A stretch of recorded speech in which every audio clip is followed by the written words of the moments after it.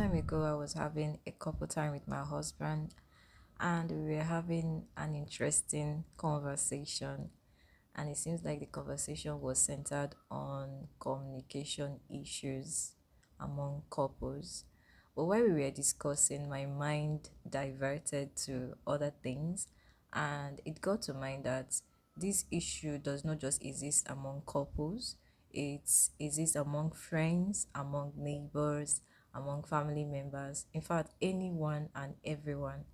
And I've noticed that even in my life in the year 2023, it's almost ruined my friendship. So this is something that we need to pay attention to. Hello, lovers. Welcome back to the Joylicious podcast, your go to space for self growth, purpose, and becoming the best version of yourself. I'm your host, Mrs. Joy Ugochukwu, and today we'll be diving into something very simple yet very powerful, the act of listening and being truly listened to, and mastering the act of active communication. In a world that is constantly speaking, how often do we really listen? And most importantly, how often do we feel heard? So, in today's episode, we'll be learning how to have deep conversation, boost our communication skills, and transform our relationship with others. So, let's dive into it. Have you ever been truly listened to? I'm not talking about someone nodding along while going through their phones. I mean that kind of listening where you feel the other person is fully present, where their eyes and gestures are saying, I'm here, I care, and I'm listening. Now, listening is more than just hearing words. Listening is an act of love.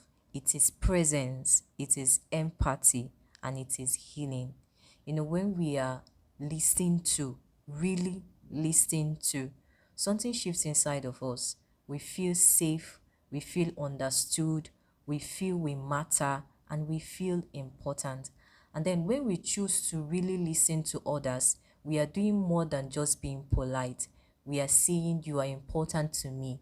We are holding up space for their truths, for their struggles, for their joy, without rushing to fix, reply, or judge. Now, in a world that is screaming for attention, the act of listening becomes revolutionary. So today I challenge you and myself to pause and listen, because sometimes the most powerful thing to say is nothing at all. Now, there are different types of listening, but on this segment, we are just going to be focusing on two, and they are active listening and passive listening. When we talk about active listening, this has to do with full engagement, concentration, and understanding. Here, you show the needed feedback when necessary. You give gestures like nodding, ask clarifying questions, and also reflect on what was said earlier. So one beautiful thing about this active listening is that it builds deeper connection, it encourages bonding, and it also builds trust. Then talking about passive listening, this has to do with no interest in the conversation, where the person just hear without being involved or engaging. Or it can also be when an individual choose the area of interest in the conversation. He chooses the part that excites him or her and then focus on that. Then one thing about this passive listening is that it doesn't encourage bonding. Passive listening uh, brings about conflict or misunderstanding most times, and it also leaves the other party feeling ignored or unimportant. When we look at couples these days, when you hear that a couple or two partners are fighting in marriage, most times our mind goes to infidelity issues, but sometimes communication issues can be the reason. I was going through a Facebook post online some time ago, and I heard about a popular actress named Osas, and she was talking about her marriage, and then she raised this issue of communication between her and her partner. that it wasn't about infidelity or what people think, but the most common thing that people might, their mind might not even go to, which is communication, was the major reason that her marriage started having a lot of shake. So this communication is very, very, very, very important. So just being there, hearing words is not just enough. It's not enough. You have to get involved. You have to practice active listening for any kind of relationship that you want to work, be it in business, be it in your activity with your fellow people, your neighbor, or in family, among your family members, or even as a couple, as with your partner. You have to learn how to practice active listening. Like I've said earlier on this video, that listening is more than just hearing words. There is a difference between truly listening and hearing what someone is saying. There are times I'll be talking to my husband and I'll ask him, babe, can you hear what I'm saying? And the response will always be yes. But when you ask him, what did I just say now? He won't be able to answer.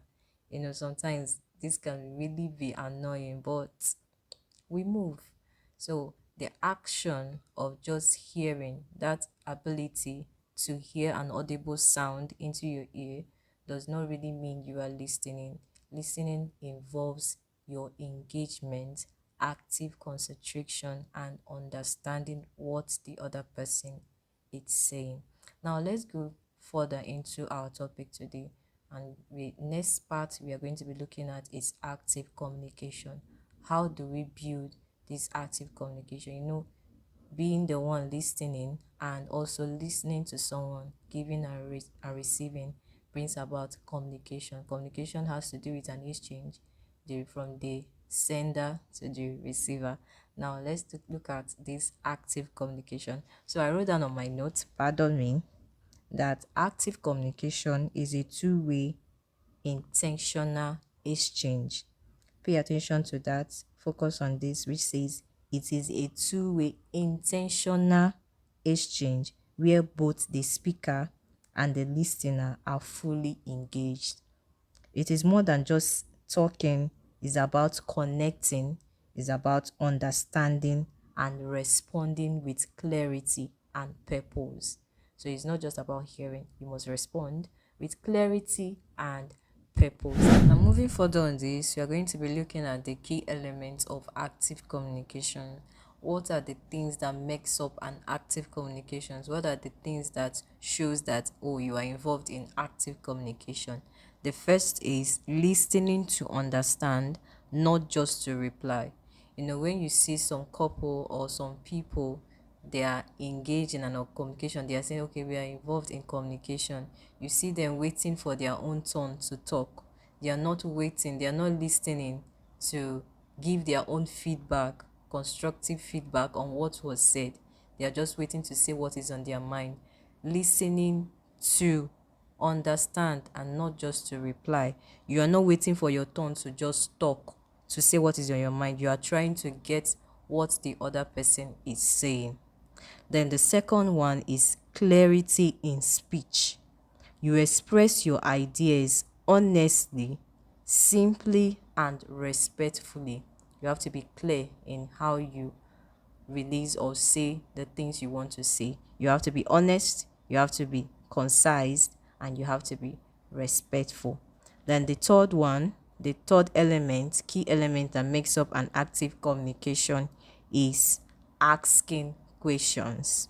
You have to open up your mind to ask constructive questions, to show interest and invite deeper sharing. You don't ask questions to judge. You don't ask questions to belittle the partner, but you have constructive questions to build deeper connection. Then the next is giving feedback, paraphrasing or summarizing what you heard confirms that you are engaged. You have to give feedback. Maybe something the other partner said, you repeat to show that your interest is in what was said. You are truly listening. You are engaged in active communication. Then the fifth key element in active communication, is body language, that's your your gestures, and you have to open. This includes open posture, eye contact, nodding, or even saying I'm with you. Go on, I'm with you, I can hear you. Then the next and the last key element written down on my notes is emotional presence. You have to tune in emotionally, not just mentally. If it's something that has to show care, make sure that your emotion is there. It shows that you are truly listening and you are involved in what your partner is saying. So these are the major elements that shows that this is active communication. So whenever you find yourself in that point, take note of this. Make sure that these things are involved to show that you are practicing active communication.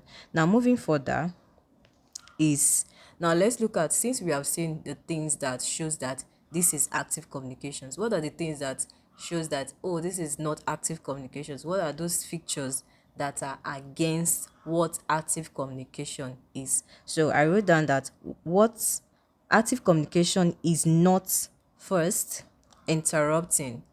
When you're talking to your partner or you're talking to an individual and you tend to engage in active communication and you tend to interrupt, you're not practicing active communication. Sometimes it was almost an issue between me and my husband, because I told him, "Baby, you're interrupting me, you're not allowing me to say what is on my mind." So when you find yourself doing that, you're talking to your partner, maybe you want to resolve an issue, or maybe you're just conversing, and then you're always interrupting or you are being interrupted, just know that that is not active communication. Active communication does not involve interrupting or interrupting each other. Sorry. Then the second one is zoning out. Zoning out. My husband also falls in that sometimes. There are times that you'll be talking to him and the next thing, he has zoned out. Either he's sleeping off or he has zoned into another thing on his mind. And I will not blame him, because as a man, there are a lot of things that can affect those kind of mood. There are a lot of things on your mind. There are things that you have to handle.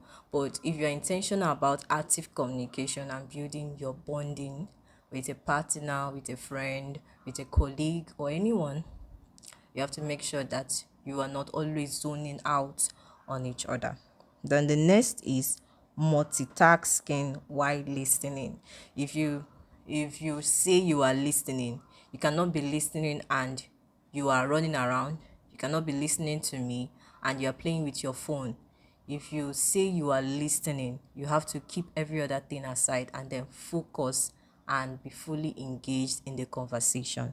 Then the fourth thing that doesn't show active communication is dominating the conversation. When you feel like your opinion should always be heard, that's not active communication. You have to give each other room to express their mind. Everyone has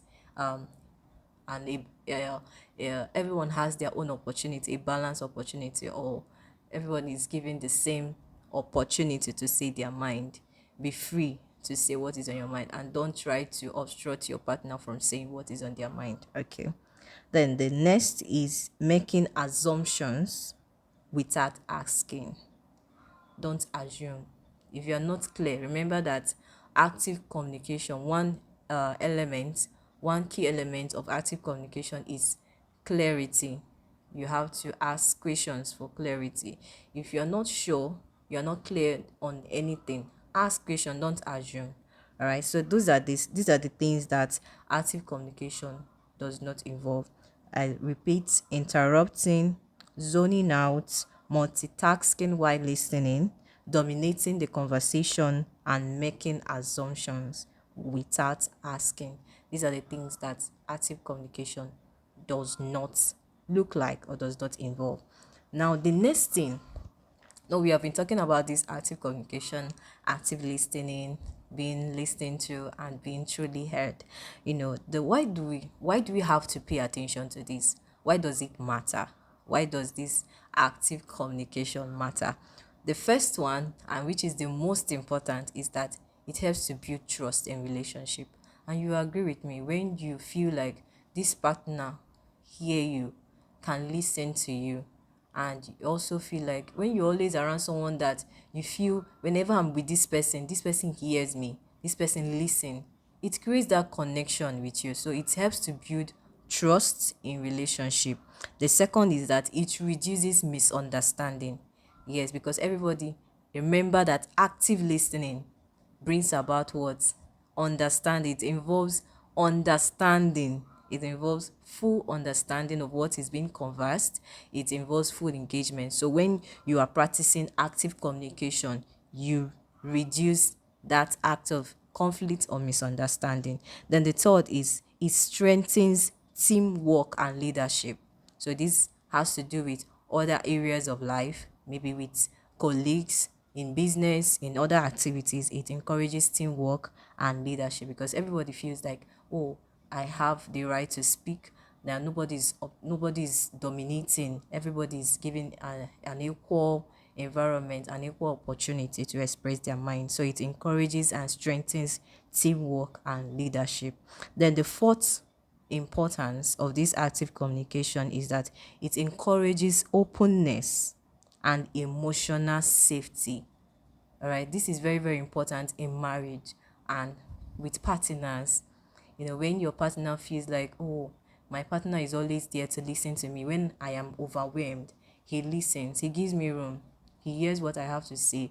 And when my partner also feels the same way when he's around me, it encourages emotional safety. You are calm, you don't even have any room or any reason to start seeking for opinion outside. All right, so it encourages openness between couples, partners, and emotional safety. Then the last on my list is that it improves conflict resolution. If you want, then the best and easiest way to resolve conflict is having a deep and active communication. All right, so this is something that I want us to bear in mind. I want us to note that active communication is rare and it is very powerful. It is not just about talking loud or longer, it's about being fully present, whether you are a leader, a friend, or a partner. How you communicate can either build the bridge or burn them. I'll repeat again. How you communicate can build the bridges or burn them. So don't assume, listen, and be intentional. Now we're going to be looking at some practice exercise. This is a 3 minutes connection exercise that you can try out with your partner or a friend or a colleague or anyone you wish to resolve an issue with or create or build a better commitment and bonding with. Now the first step is that you have to set the rules. One person speaks, the other only listens. No interruption, no advice, and no reactions. Then, after 3 minutes, switch rules. Then, step two, talk about any of the following, maybe a recent experience, good or bad, something you are struggling with, a goal or a dream. Then, the third step, while listening, practice this: full eye contact, open posture, no distractions, put down your phone, reflect back, like what I heard you say is what, like reflect back, and don't offer advice unless asked. I'll go over it again. Full eye contact, open posture, no distractions, put down your phone, reflect back, don't offer advice unless asked. Then step four, switch roles after 3 minutes. So this is a 3 minutes exercise you can try with your partner. You listen while the other speaks, and then you switch after every 3 minutes, reflecting on the topics that we had mentioned earlier. Then the fifth and the last step is that you reflect together. Ask yourself, how did it feel to be truly listened to? What was challenging about listening? What did you notice about our communication? So you can try out this exercise and you can come back to tell me or tell us how it has helped your relationship or your bonding with your partner. Now, the reason or the purpose of this exercise, I want you to bear this in mind, is that it helps to strengthen your emotional presence. It builds trust and connection. It trains both active listening and intentional speaking. And lastly, it encourages empathy and reduces interruption habits. So I encourage you to try this out and come back to give us your feedback.